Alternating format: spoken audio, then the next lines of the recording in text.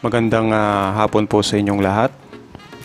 Ako po si Fury Moto and welcome back po sa ating channel. Ngayong araw po ay ipapakita ko sa inyo yung iba't ibang aesthetics na kinabit natin sa ating Raider 150 Fi. Ang una po nating kinabit ay yung quick throttle. Uma brand po ito, wala po siyang kasamang cable. Not sure kung saan po nabili nung may-ari ng motor pero I think sa Shopee din po yata. Ang ginamit din po natin dito ay yung kanyang stock throttle cable. Fit naman po siya dun sa Uma Quick Throttle pero kailangan lang po ng konting modifications para hindi po siya magalaw.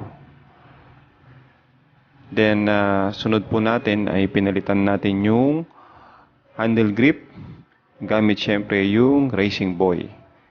Kasama na po dun yung balancer. Bali isang set na po siya.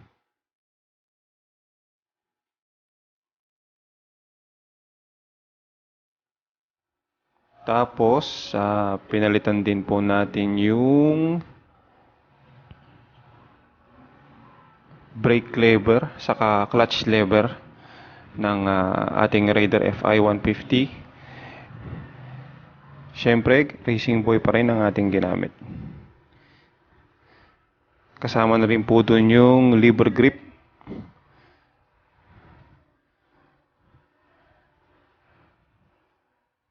I think plug and play din po to sa Raider carb kung hindi ako nagkakamali.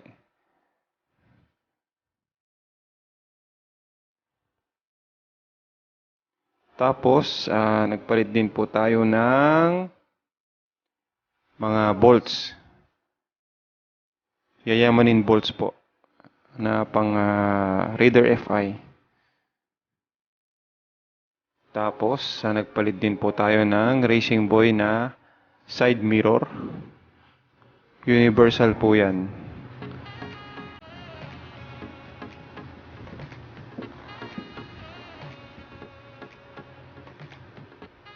May kasama po siyang bolt na magmamatch dun sa tornilyuhan ng ating side mirror holder.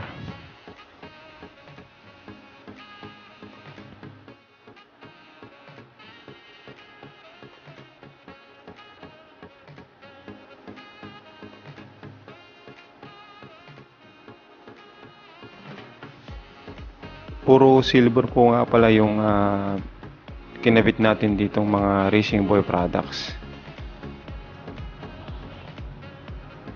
Yun po yung nabili nung may-ari at yun po yung sinalpak natin.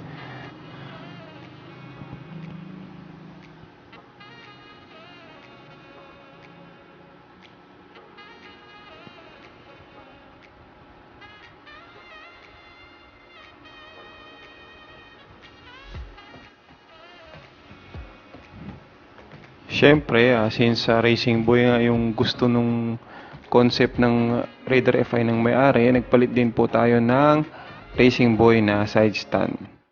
230mm po ito. Bali, pang Raider din po yan. Pero alam ko universal po yung side stand na RCB. Tapos nagpalit din po tayo ng chain cover. Wala po tayong mahanap na all silver at ang available lang po ay yung black and silver.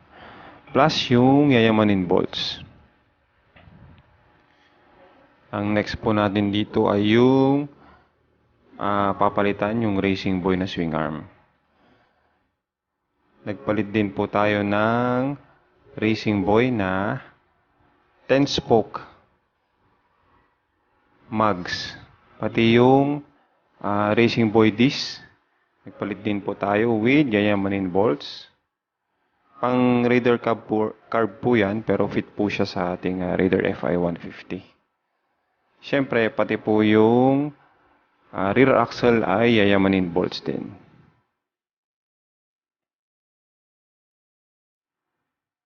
Ito naman po yung front 10 spoke mags na pang radar carb din. Pati yung kanyang front disc ay racing boy din, plus yayamanin bolts po.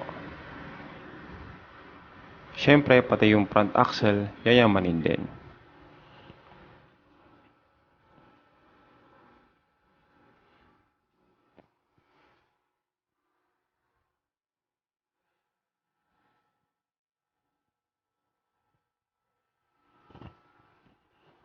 Pati po pala yung caliper nito, front and rear.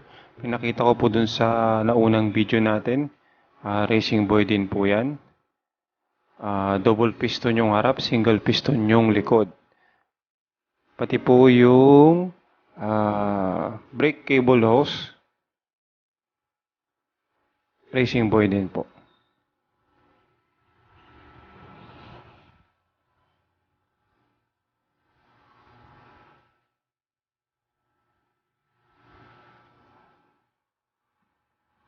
Not sure kung may available na baso o yung front shock na racing boy din pang Raider FI, pero if ever meron man, baka magpalit po yung may-ari.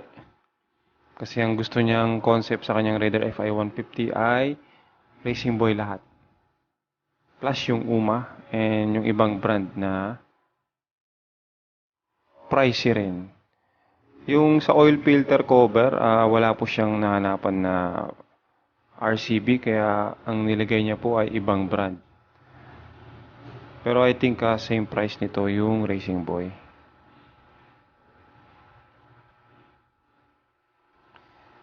Kung mapapansin niyo, naka-stock foot peg siya kasi ayaw niya ng shifter. Mangangalay daw po siya. Tapos syempre, meron din po tayong radiator cover. Nakalimutan ko kung anong brand yan.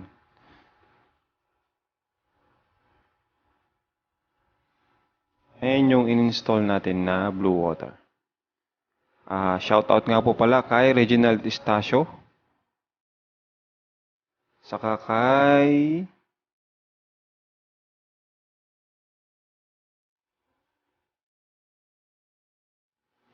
Basak Biners po. And from Cebu yan. Lahat po nang nagpapa-shoutout, check ko po ulit sa ating comment section at idadagdag po natin dito. Maraming salamat po and thanks for viewing.